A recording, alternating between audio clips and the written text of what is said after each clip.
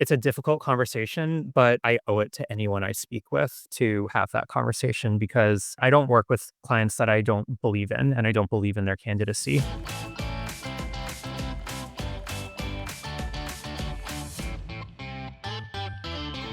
Hello, everybody. Welcome to another episode of Get to Be School. This is your host, Drex, and I'm grateful that you are here. I hope you're doing well. It's been a fun week over here. We just got back to Chicago, and a lot of feelings are in the air, a lot of emotions. We have a lot of melancholy because we lost a lot of friends this summer to jobs and internships, but we have a lot of optimism because a lot of people are coming back right now, or a lot of people are moving in. So there's a lot to be excited about. This episode is fantastic. You'll notice in this episode, we just jump right into things. I don't think I gave Oren a chance to even introduce himself, so I apologize to you, Oren. What I will say is Oren touches on a lot of great themes, so pay attention to when he talks about being non-cynical and when he talks about getting out of your own way. I love those two themes along with many others, so I hope you like it. If you know anyone who should be on the show, or if you should be on the show, please reach out. I love the connections that are being made. I appreciate so much everyone who has already reached out. Please keep doing what you're doing. Please keep sharing the show. People always ask, how's it going? How many listeners do you have? And it's going well enough that I couldn't possibly stop right now. So more and more people are picking it up. That is all thanks to you awesome people. The reason it's growing is because of you. So thank you for sharing it. Thank you for pushing it. Please keep doing it. This is just, it's going to get better and better. So hope you have a great week. Hope you enjoy this episode. Oren is very open to helping people. He's fantastic. You'll find a link to how to book him and to his company in the show notes. And that's something I should have said when we started doing these coaching episodes. I'll always link a way to contact the coach in the show notes. So last week with Yash, look at his show notes for a way to contact him. This week with Oren, same thing. Besides that, I'll be quiet now so that we can get to the actual interview with Oren. Here we go. Oren, thank you so much for coming on the show. Yeah, thanks for having me. It's fun to make this happen. A lot of listeners have been wanting to hear from coaches, so I'm grateful that you would come on and not only share your experience as a Stern graduate, but also more importantly as an advisor coach. So Yeah. thank you. Yeah, of course. I'm happy to do double duty. Like I had a great experience at Stern, so happy to give them some free marketing and airtime and also to talk more about me too. If you don't mind, I actually would love to learn a little bit about some highlights from your time at Stern. Oh yeah, totally. I mean, Stern was awesome. I'm also a double alum of NYU, so I went to NYU for undergrad and for business school, and I worked at NYU twice. So I have a lot of love for NYU overall. Like I don't know what it's like to go to college not in the middle of New York City. So there's that. And I realize whenever I talk to people how lucky I am to have that. But one good example from Stern, especially, is like, they can just bring these crazy heavy hitters into the classroom on kind of snap of a finger and also bring you out there into like Wall Street or the marketing world or the strategy, like whatever industry is just like right there. And so for me, like I think of an experience I had in the classroom where we were doing a brand strategy redesign and got to actually like pitch our redesigns to brand strategists at McCann on site, which is really cool. I don't know, graduating at Yankee Stadium was pretty amazing. And like working at Stern, I also have attended a lot of graduations at Yankee Stadium, and it's just like never gets old. You remember where you are, you remember the gravitas of the whole thing. It's pretty cool. But I have a ton of great Stern memories that I can share. Those are just a couple. I love that. We actually, my wife and I, we lived in New York City before coming to Chicago, so we have a special place in our heart. But Yeah, you all are fortunate. I do not live in New York any longer, but it really can't be beat. And especially for business school, it's the best if you're looking to get access to like all business.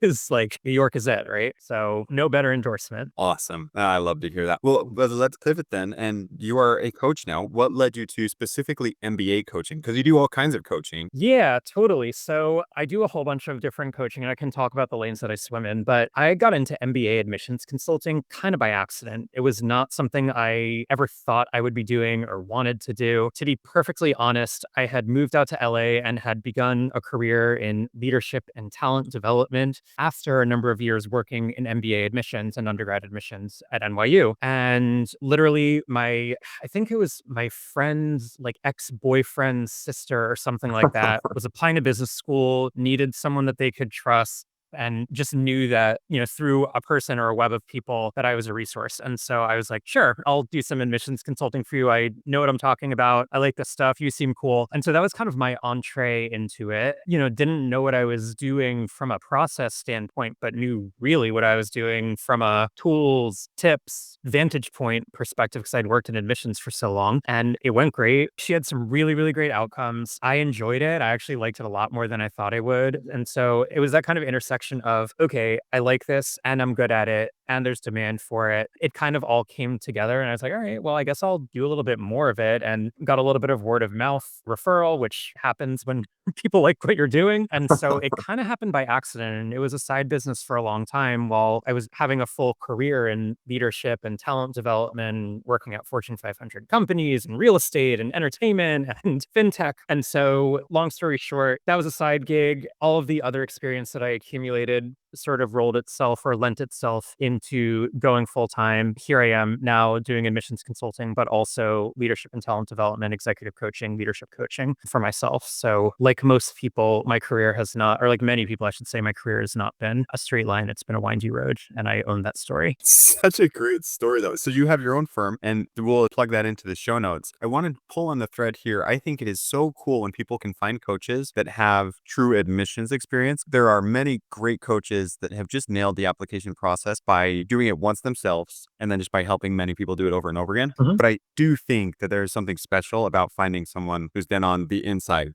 so to speak. How has your experience with admissions helped you in your MBA coaching? I mean, for me, it's everything, right? The way I work with clients or folks that I'm, just giving advice to, it's from that vantage point. It's not from just having applied to business school. It's from having put in the reps, right? Like I've read thousands of applications in my life and understand what that process looks like, what differentiation actually means or doesn't mean. Calibration is something I talk about all the time. And how do you calibrate to your audience? A lot of what I do is helping people get out of their own way. And I find that oftentimes people create this idea of what admissions is. And a lot of times it's just like not real.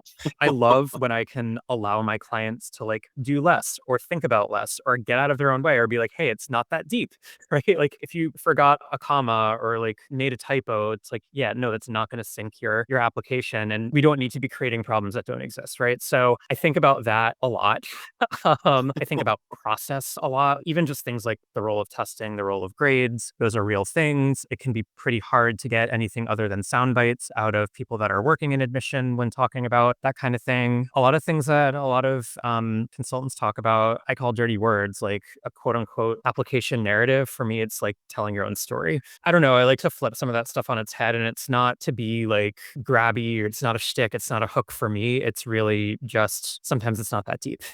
And look, it's made me cynical about the process in some ways, but it's made me deeply uncynical about the process in other ways. And that those two things of being able to ambiguate between the two is what I impart to clients as well. Interesting. If there's not an answer, that's fine. But I would love to know in what ways you are less cynical after doing it for a while. Yeah, totally. I love this question. And it's come back around, especially in the age of AI and with other sort of more contemporary dynamics that are coming into play. The schools are genuinely invested in getting to know applicants, like genuinely, genuinely, genuinely. The reason why is because applicants that are willing to share more of themselves or have a perspective on business or on the world or on themselves or on leadership are more likely to be better leaders. And so that for me is where it literally all links up. There's real alignment between this process in certain ways and between what business schools are trying to do, which is get and create the best possible leaders, thinkers, doers, implement like whatever that the world needs right now. You don't really get that by being super fake for the most part, or being manufactured or being inauthentic. And so, it's almost like a trope or a soundbite about just like be your authentic self. And, you can roll your eyes at it, but really the people that put forward the best applications are the ones that do index very high on authenticity and have something to say, because those are the folks that are frankly like in the position to become the best leaders, in my opinion. And I think in the opinion of the schools as well. Interesting. So as the coach, if I were to come to you and say, Oren, applications are 3 months away, I'm struggling with feeling like I'm being authentic because I just am trying to craft what I think they want to hear. Yeah. How do you help someone become more authentic? Yeah, usually the way I start that conversation is by saying, okay, like, love the idea of what they want to hear. Let's put that to the side for a second. You to me, like Drexler to Oren, tell me about your career goals, or like, why do you actually want to go to this school? And what we do is we have a very open, honest, and candid conversation. When I sense someone going into like what they're trying to tell a business, I'm like, yeah, cut the BS. Nope, that's not what I'm asking you. I'm asking you genuinely, what are your values? There are certain people who care a lot about money. Great, no problem. Like, if that is real, that is real. There are some people that don't care about money. Also great. Getting to the bottom of who people are, what drives them, what motivates them, what they care about for real, for real. And that's both from a work perspective and also from a personal perspective. Like I've had people who are like, I'll ask them what their hobbies are, what they do outside of work. They're like, yeah, I don't really do anything. Like I kind of care about, makeup, but no one really wants to hear that. I'm like, no, like I actually do want to hear about that. Tell me more about your interest in makeup. Those are the types of conversations that often lead to actually interesting stories. And they tend to be relevant actually in the process, even when people think that they're not. It's as much about getting to the root of what's really going on. And number two, thinking of things that people might not have thought to be thinking about in the first place. And that's where, especially when thinking about AI is only as good as its prompts, right? And Okay. so Yeah. you really need to be bringing everything to the table and thinking about all of yourself in this process. I went off on a little bit of a tangent, but hopefully that's helpful. I don't think it did feel tangential. I was just thinking how important it is then to have a coach or at least have someone that has credibility and can tell you that talking about makeup in some context in some certain way is not dumb. Let's talk a little bit about common pieces of advice that you find yourself giving over and over again. Yeah, totally. I mean, I am a pretty big advocate about the concept of aligning your career goals to your MBA endeavors. And I find that I am giving advice a lot of the time on owning career goals, really not letting, I say like letting the tail wag the dog, saying you want to do an MBA and then figuring out what you want to do with your life. I feel very, very strongly that the reverse should mostly be true with a couple of kind of exceptions there. A lot of people I can tell either like haven't really thought through or kind of BSing the goals part of their application, which is arguably one of, if not the most important parts of not just their application, but also why they're doing this whole thing and getting ready to spend a bunch of money and invest a lot of time in the first place. And so I don't let people off the hook when thinking about career goals, vision, and sort of their why. That's probably the most common talk track that I tend to go through, especially for people that are coming to me early in the process. And then I also have tons of stuff once we're in the weeds that people tend to either over index or under index or whatever. Okay, pulling on that thread now, Yeah. because I have my own conversations with friends or whoever it may be, where there's a lot of, I don't know, like I just have this draw of going to business school. I've always wanted to kind of have an MBA, to get an MBA, to experience the fun parts of going to school. I don't really know what I'm going to do. So with your clients, how do you handle that? Yeah, and that's true for a lot of people. And for what it's worth, I talk a lot about different types of ROI, and experiential ROI is one of them. Some people really, they knew that they were always going to get an MBA. They really want to have an immersive experience. They'll regret it if they don't. And to those people, I'm like, great, go for it. That being said, an MBA happens very quickly. And if you're doing a full-time MBA, there is like a very real cadence of recruitment that exists. And so being very prepared to go into a program and like make the most out of your actual MBA, the experience that you're looking to have is informed so much by both the outcomes that you're wanting to get, but also what is actually happening on campus when you're there. And so, having people really prepared for that can help them make the most of this, of the degree. It's great to want to have an experience. I guess the question that I would ask to the person in that scenario is like, okay, just wanting to do it does that feel worth spending $200,000? And for some people, yeah, and that's fine. But what I would say is the experience plus really getting as much out of the experience as possible is probably a better use of time, effort, energy, and money, especially given how fast it passes people by. An MBA can be a really great platform or forum to explore, especially if you're doing like a part-time MBA or an executive MBA. So really understanding why you're applying to the format MBA you're applying to is very, very important, especially those that are applying to 2-year full-time MBAs. I find that the best way that people are able to get the most out of it is by understanding the target that they're looking to hit by doing it. I think that is just a great drop of reality with the romanticism. Yeah. The MBA can feel so ephemeral. Say like you're going to get more out of it if you have a plan. I love that. Yeah. Well, it involves risk, right? Especially for a full-time program. Doing a full-time program means taking yourself out of your current job and the job market for 2 years and going back into a job market that we don't know what it's going to be. Like that's a huge risk. And so, in my opinion, there better be a pretty good chance of it paying off. That payoff can be in 2 years, it can be in 4 years, 6 years, 10 years, 20 years, but it should probably be thought through pretty carefully, in my opinion. Agreed.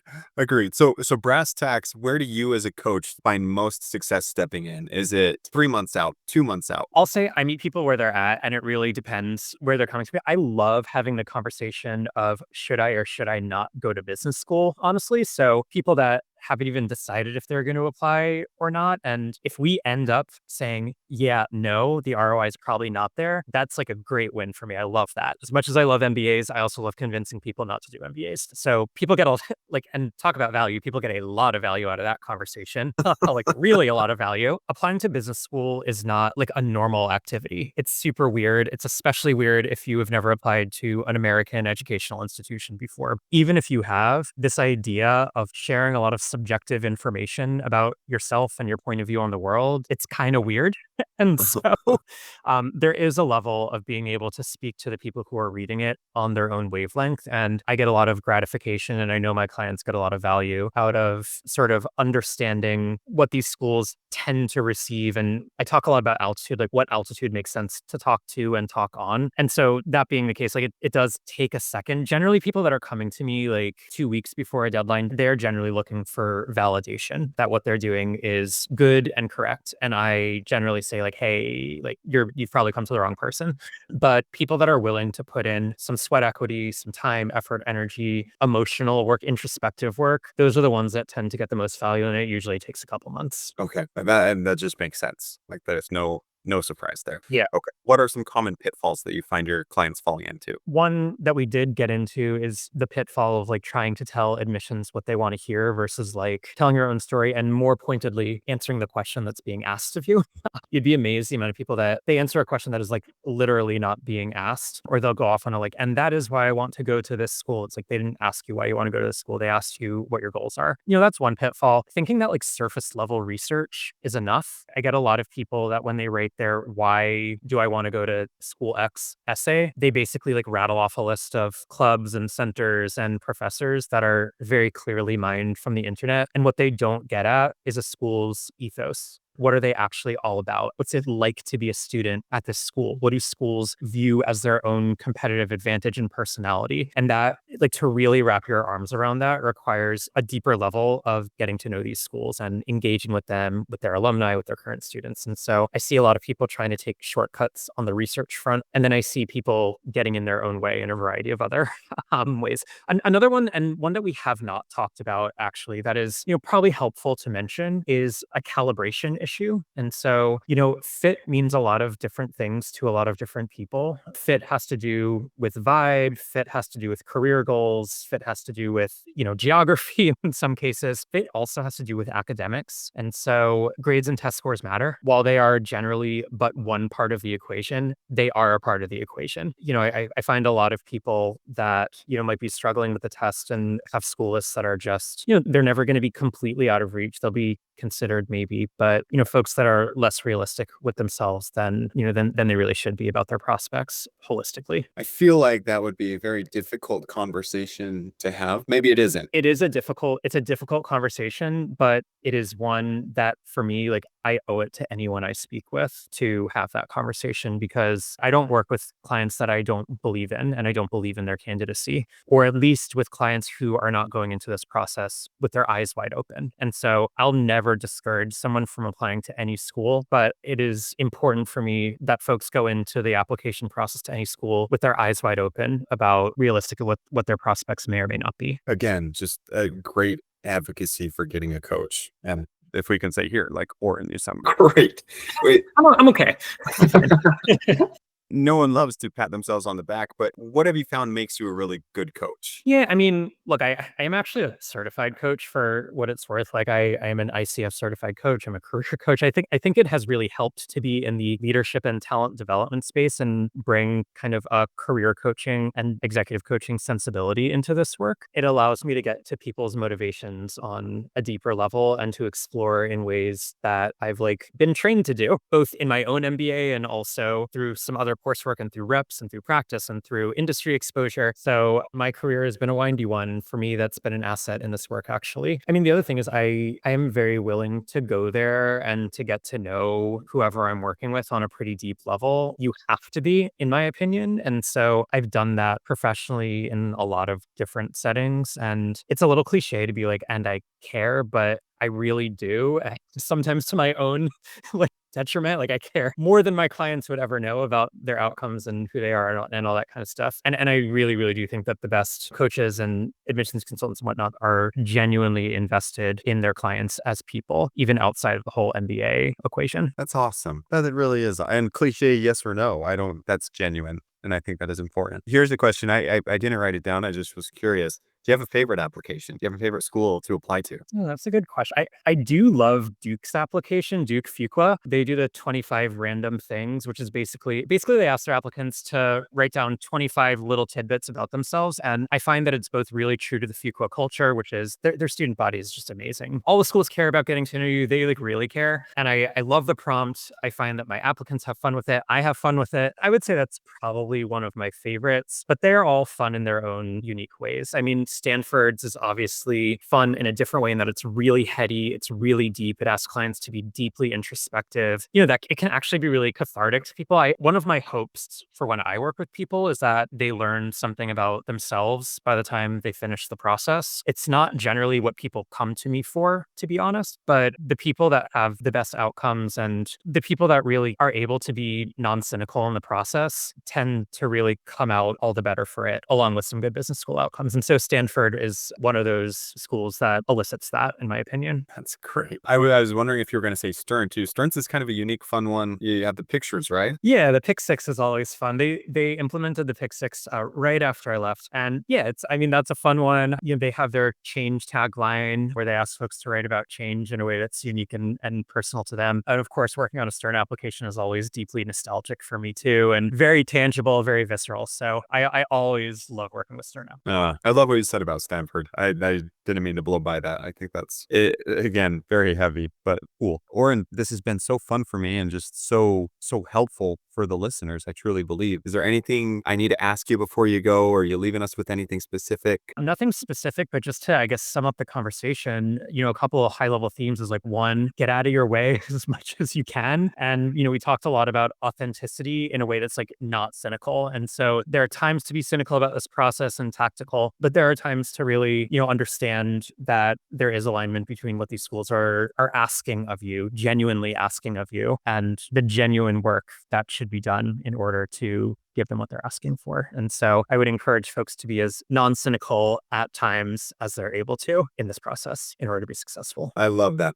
Get out of your own way and don't be cynical. Easier said than done. I am very well aware. Easier said than done, but And definitely easier done with a coach. I think so. I'll challenge anyone who disagrees. But Oren, thank you so much for your time. Thank you. It's been a blast. Hopefully we can chat again soon. Yeah, that would be great.